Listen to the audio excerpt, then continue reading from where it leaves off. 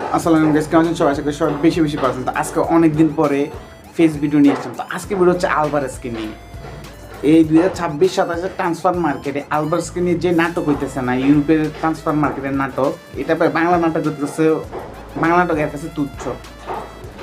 এদিকে মনে করেন প্রথম তো আলভারেজের রিয়েল মাদ্রিদ ডিট করছিল, আলভারেজ যারা করেছে বার্সেলোনা যাবো। আর এদিকে অ্যাটলেটিকো মাদ্রিদ যা শুরু করছে ছেলেটার চেহারার দিকে একটু দেখেন, মানে চেহারার দিকে চাইতেছে না, খেলার মার একটা শুরু করে সালাপুরের মুখের হাসি ডেকে নিছে।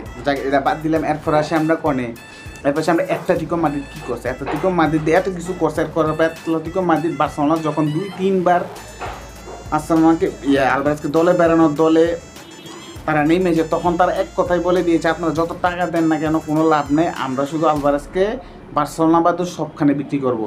এই কথা শুনে আর্সেনাল, আরেকদিকে প্রিমিয়ার লিগের আর্সেনাল তো পাগল হয়ে গেছে, এত সুন্দর স্ট্রাইকার, এত সেরা স্ট্রাইকারে দলে বেড়াতে গেলে তো আরও সেরে।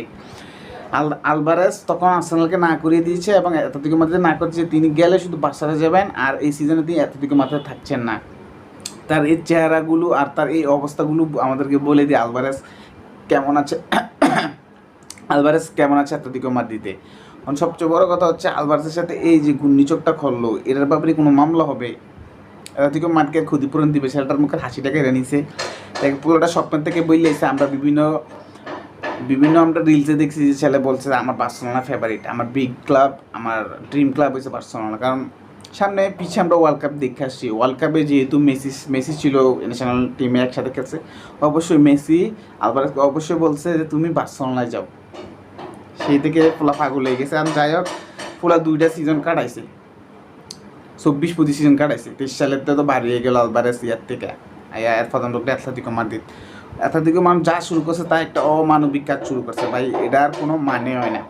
অ্যাটলেটিকো মাদ্রিদের যে কাজটা শুরু করছে, আমরা যদি বলতে যাই আলভারেজ এখন কী করা উচিত, আলভারেজ ক্লাবকে চাপ দেওয়া উচিত যে আমি আর থাকছি না। গতকাল যদি আপনি ম্যাচেরটাই দেখেন, ভক্তরা আলভারেজকে মাঠটা থেকে ডাইরেক্ট গালাগালি করছে। আলভারেজ খেলার শেষে ডাইরেক্ট লকার রুমে চলে গেছে। আর যেদিকে অ্যাটলেটিকো মাদ্রিদের প্লেয়াররা মানে দর্শকদের হাতে তালি সমর্থন জানাচ্ছিল, সেখানে আলভারেজ ডাইরেক্ট চলে গেছে। এর মানে অনেক কিছু বোঝায়, অনেক কিছু এর মানে আমরা বুঝি। সরি একটু বাইরে যাওয়ার জন্য সরি। তো আপনারা যারা খেলা দেখেন তারাই দূর বলতে পারেন যে আলভারেজ অ্যাটলেটিকো মাদ্রিদ তখন সুখী নাই।